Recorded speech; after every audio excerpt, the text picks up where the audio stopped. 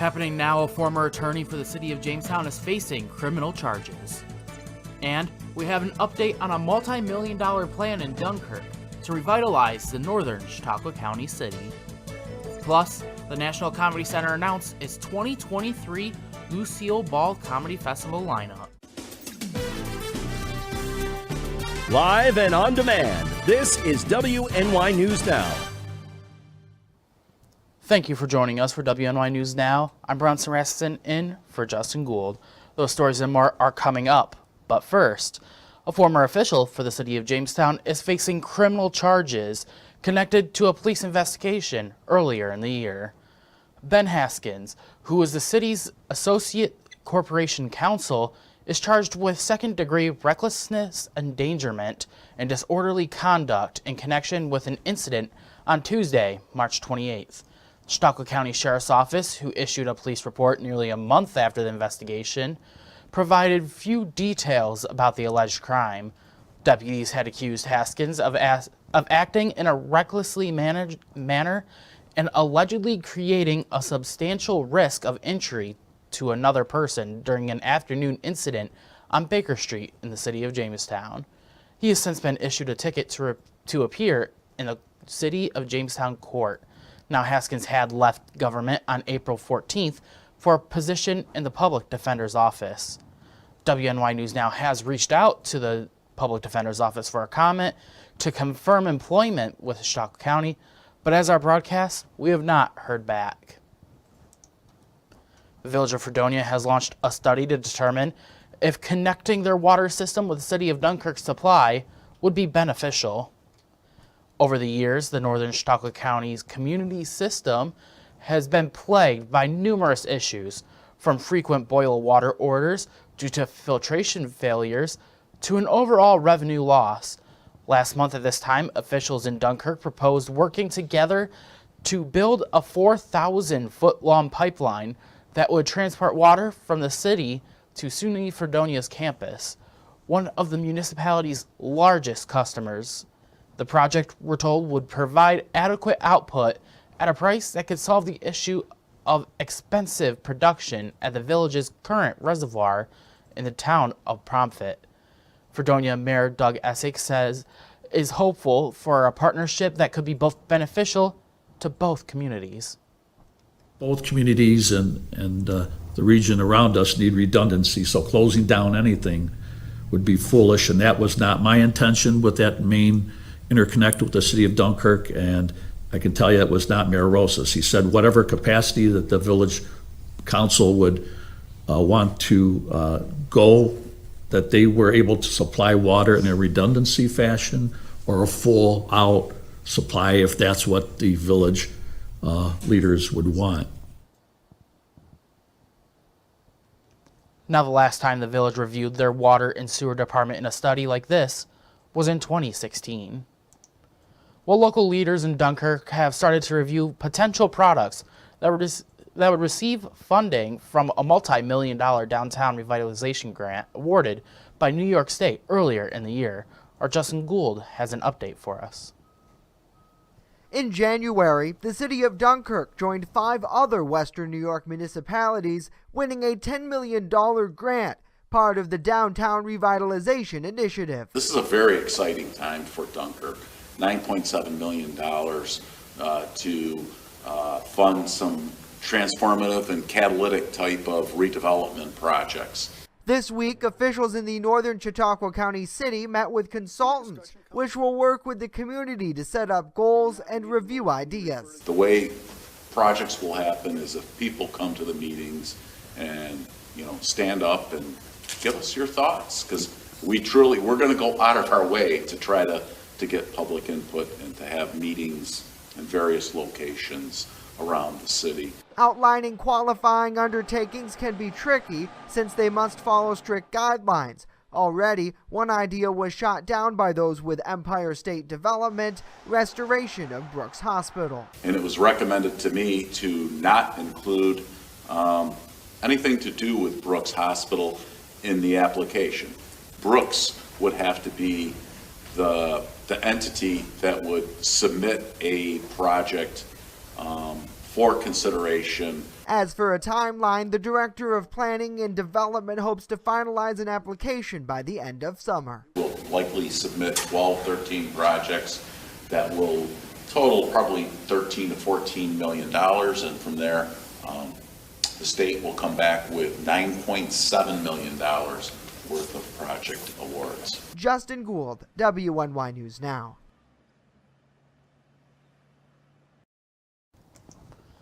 The Carroll Historical Society is holding an open house this weekend, giving local history its chance to shine.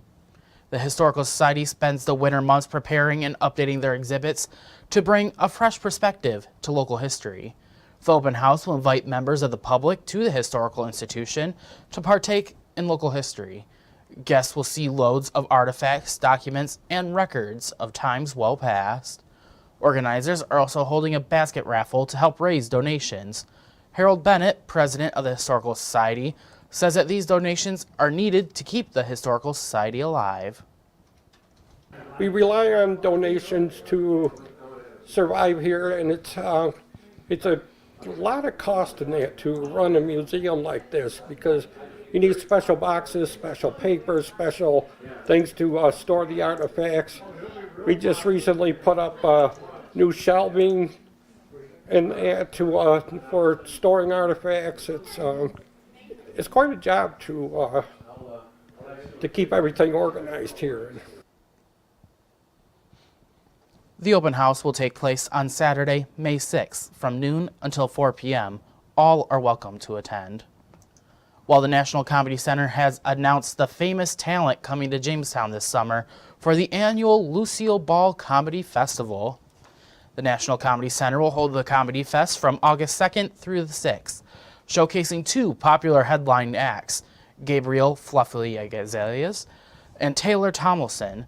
Things will kick off on Wednesday, August 2nd, with a comedy show at the Reg Lene, and closing out the night by celebrating Lucy's birthday with a screening outside the Comedy Center. Both Fluffy's performance, scheduled for August 3rd, and Tomlinson's show on the following day will be held in Jamestown's Northwest Arena. The event will wind down after the main headline acts on the 5th with a stand-up showcase at the Reg Lene and a comedy late night at the Tropicana Club.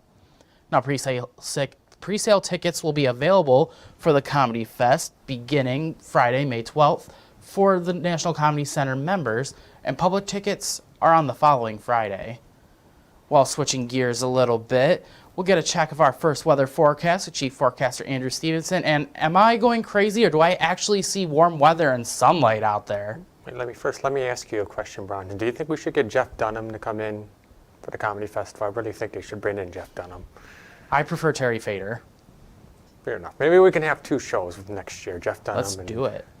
Got to put in a request for Jeff Dunham. Ironically, he was actually just in Erie yesterday, performing in the show out there. So maybe you can get him in here eventually. And I start off with the Erie Sky Cam for the Mill Creek Mall. We got partly sunny skies out there, and the traffic is moving fairly well on Peach Street. First defense Doppler radar, mostly sunny skies out towards that area, but we do have some clouds starting to develop inland, and we'll have partly mostly cloudy skies today afternoon. Might even see a pop-up rain shower this afternoon. The high yesterday, we made it to a high of 50 degrees. Our low for yesterday was 40, and the records for today, the record high of 88 set back in 1950, the record low of 19 set back in 1986. So again, here is the forecast for the rest of the afternoon. Partly to mostly cloudy skies out there. Will be a little bit warmer with highs today in the mid to upper 50s. There is a chance for an isolated shower possible, mainly across the inland southern tier with a north wind around 5 miles per hour. I'll have a look at that full forecast for the weekend coming up in just a few minutes, and I think you're going to like it. Alrighty, Andrew, we'll see you then. As WNY News Now continues, as more details come through for this year's New York State budget, we hear a proposal for child tax credits. And later, the new Buffalo Bills Stadium construction has been approved. We'll tell you when groundbreaking might get underway. Stay with us, as WNY News Now will be right back.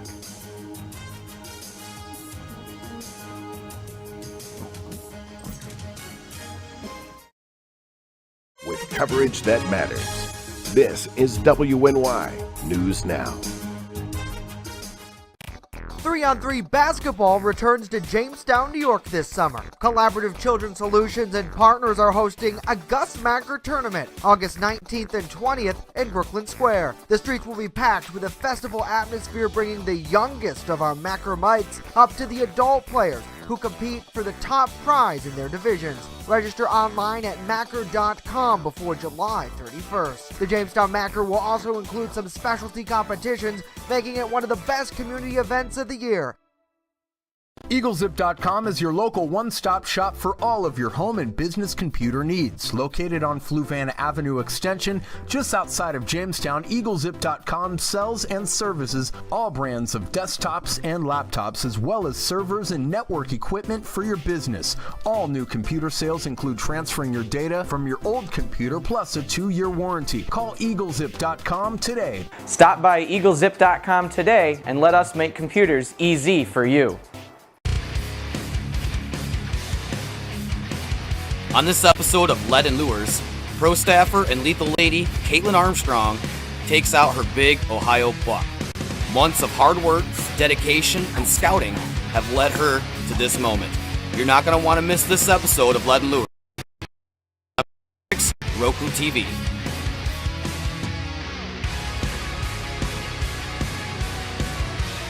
And if you want to see more of Caitlin Armstrong, follow her on YouTube, TikTok, and Instagram. Hunting Caitlin on Armstrong. private land has been quite the experience.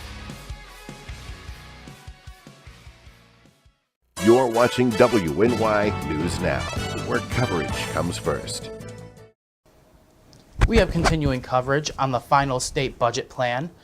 Our New York Capitol correspondent Elise Klein breaks down a proposal for the child tax credit included in the final budget. New York's $229 billion final state budget passed a few days ago expands the child tax credit to children under the age of 4. The child tax credit in New York State previously was only available to children 5 and up. When you think about young parents, the cost of diapers and formula, it's more expensive for those little ones. So this is going to help our families in dealing with the affordability crisis that we said we'd address. According to the Schuyler Center for Analysis and Advocacy, this expansion starting next year will reach an additional 900,000 children. And some child care advocates say this is a step in the right direction to help families, but that there is more legislators could have done. The tax credit, taking that down to cover 0 to 4, is pretty amazing. I think we were disappointed to see that it's not going to cover the very lowest income families. So that's a gap. Currently in New York, the maximum amount received per child per year from the child tax credit is $330. But it can be less with the phase-in included in the child tax credit. The phase-in is essentially an arced calculation in which families start to receive benefits and then incrementally get to a point of receiving the maximum amount based on increased income. Some advocates say they were hoping legislators would eliminate this in the budget. Getting rid of the phase-in and making sure that the people with the lowest incomes can get the full credit has the greatest poverty reducing effect and the greatest racial equity effect. In Albany, Elise Klein, WNY News Now. Get the shovels out, because the Buffalo Bills can finally begin breaking ground on their 60,000 plus seat, $1.54 billion new stadium after the project received a unanimous approval from the Erie County legislature on Thursday. The 10-0 vote was the final formal step in a lengthy process that was disrupted by the COVID-19 pandemic and comes some 13 months after the parameters of an agreement were reached with taxpayers, committed to funding $850 million of the cost. The new stadium is to be built across the street from the Bills' current home in Orchard Park, New York, and on track to be completed in time for the start of the 2026 season. Now the next step is an official groundbreaking ceremony, which is already being planned, with officials saying one will take place by June. Meanwhile, the NFL is under investigation by 2 attorney generals at issue the league's corporate culture and allegations of gender pay discrepancies and discrimination. The state attorneys general in New York and California issuing new subpoenas Thursday. The agencies are also reviewing claims of objectification in the workplace. The AG cited this reporting from the New York Times, who spoke to more than 30 women describing deeply ingrained corporate culture that demoralize some female employees. Now, these accusations come from league employees in both states. The NFL says in a statement, these allegations are entirely inconsistent with the NFL's values and practices. The NFL offices are places where employees of all genders, races, and backgrounds thrive. We do not tolerate discrimination in any form.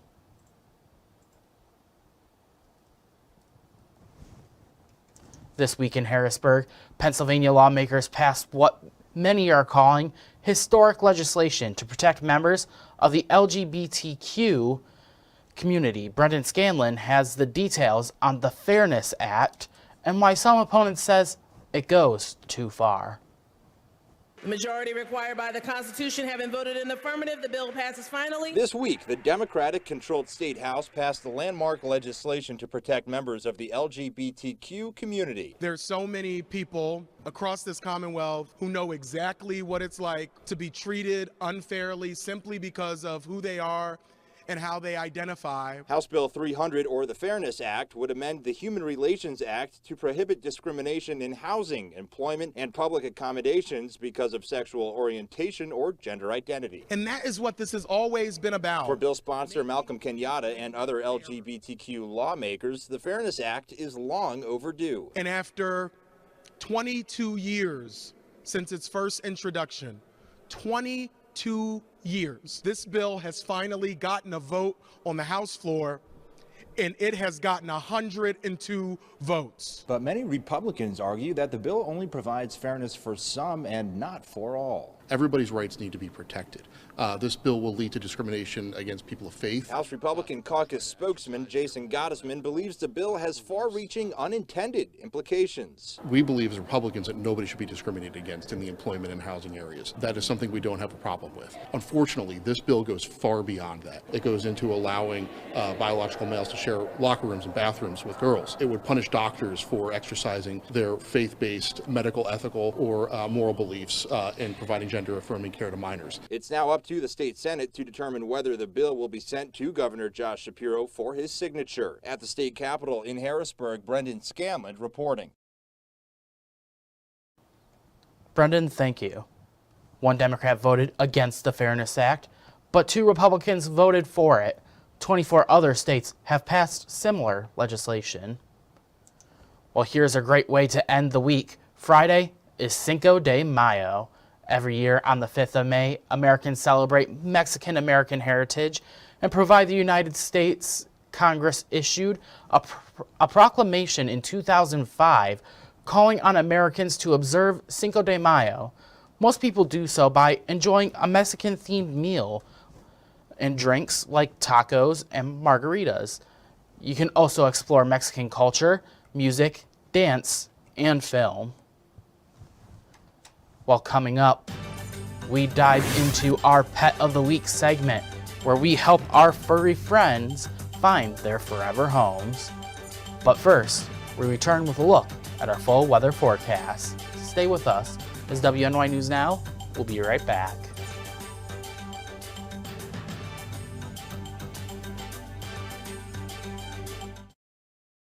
You're watching WNY News Now, where coverage comes first. Have you ever wanted to live out your dreams?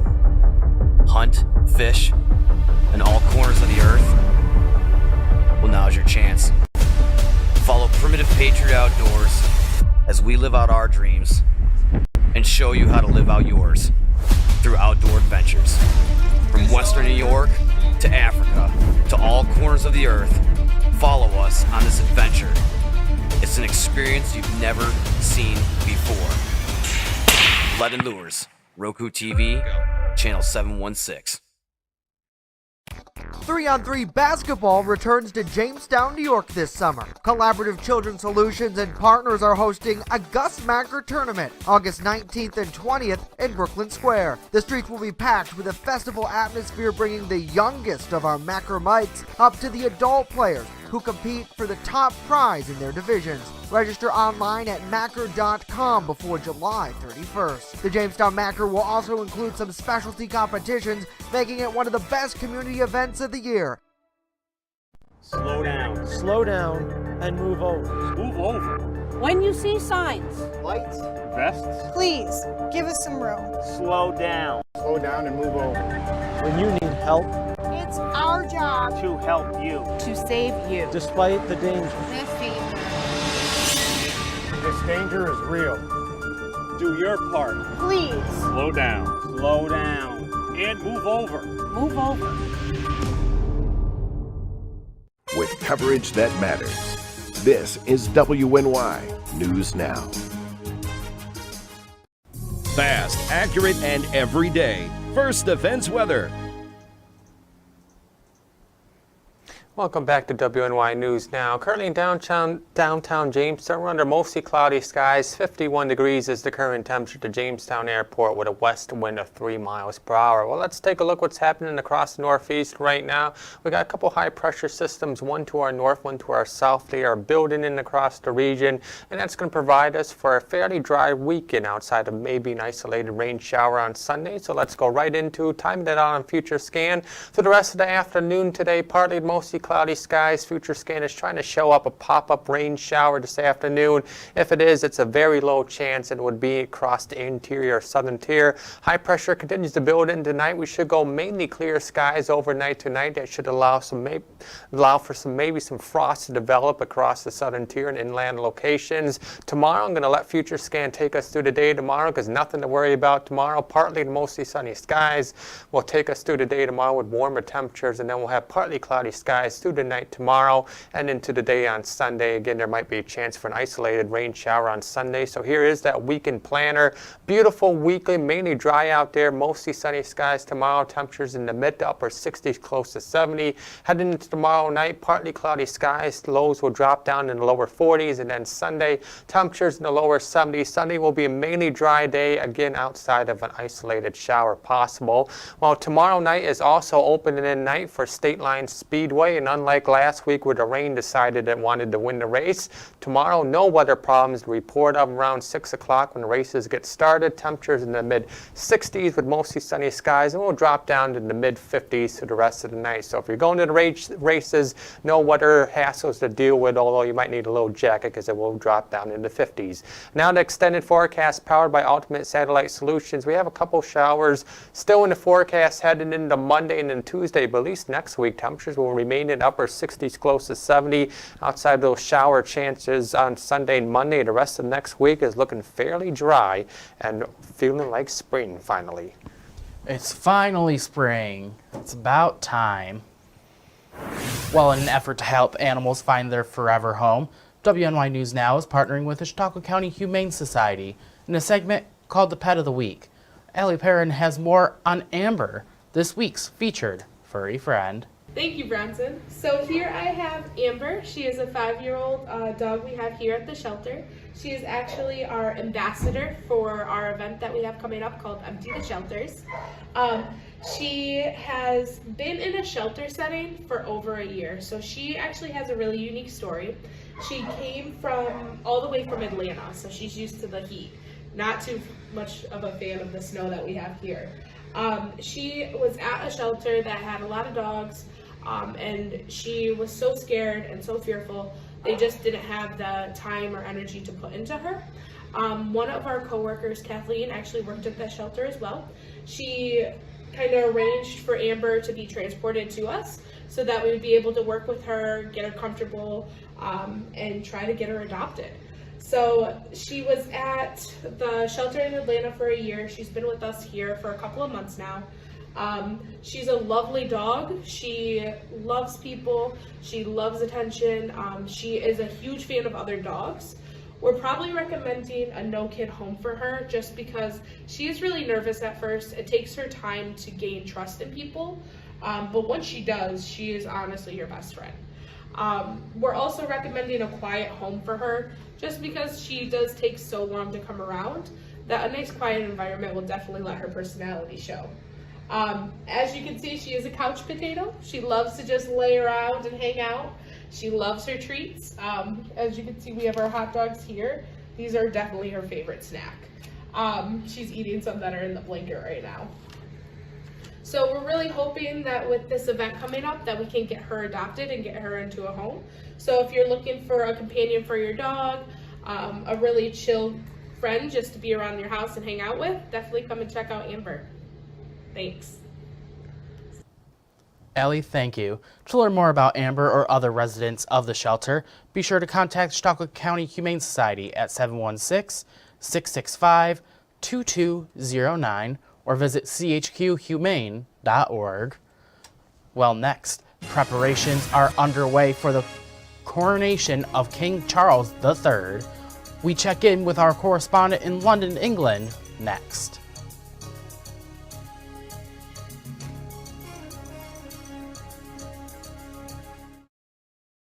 You're watching WNY News Now, where coverage comes first.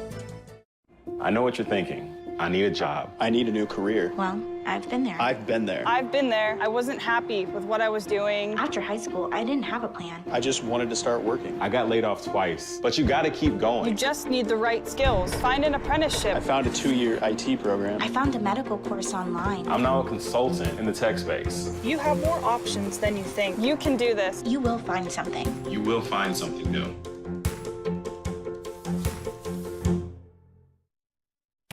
3-on-3 basketball returns to Jamestown, New York this summer. Collaborative Children's Solutions and partners are hosting a Gus Macker tournament August 19th and 20th in Brooklyn Square. The streets will be packed with a festival atmosphere, bringing the youngest of our Macker mites up to the adult players who compete for the top prize in their divisions. Register online at Macker.com before July 31st. The Jamestown Macker will also include some specialty competitions, making it one of the best community events of the year. You're watching WNY News Now, your source for breaking news.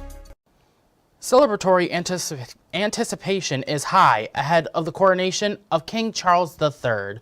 Over 2,000 invitations have been sent out with royal family members, politicians, world leaders, and community representatives among the attendees. The attire, the flowers, the carriages, all ready for the momentous occasion as people from around the world gather on the streets of London to mark the historic day. Riley Carlson is at London with a look at what is to expect from an event 70 years in the making.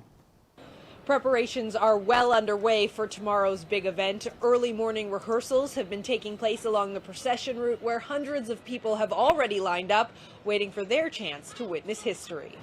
High above the crowded streets, 135 meters above London, a view from a modern vehicle. One William the Conqueror couldn't have imagined when he became the first king crowned in Westminster Abbey nearly 1,000 years ago. we had turned one of our London iPods into a coronation capsule. You have a replica of 700 years old coronation chair. King Charles III will be seated in the real coronation chair Saturday as he accepts his crown in a ceremony not seen in 70 years. We have, of course, the crowning, we have the anointing, and then there will be a big procession from the Abbey. And all of that happened with the King's mother, Queen Elizabeth II. While maintaining much of the traditional pageantry, there are signs that Charles intends to leave his stamp on the institution. He wants to make changes, and we can see this in the coronation. The regalia also merging the old and new, from the historic robes and royal jewels to the carriages. One delivered in 2014, another dating back to 1762. There are very few monarchies which have retained coaches working of this age, and therefore it's an incredibly special thing to see. Those hoping to catch a glimpse of the royals in those coaches lining the streets days in advance. I think he's going to make a wonderful king. He's waited all of his life for this. This is what he's been trained for. This is what his birthright is. And the security operation underway is massive as well. London's Met Police says the deployment of 11,500 officers tomorrow for the coronation marks the largest single-day deployment for the force in decades. Reporting in London, I'm Riley Carlson. All right, that is it for us today. Remember that news continues 24/7 at WNY News Now. Make sure to download it on our mobile app today, free on the Apple App Store and Google Play Store. We'll leave you with this live look over Finley Lake. We'll see you next week.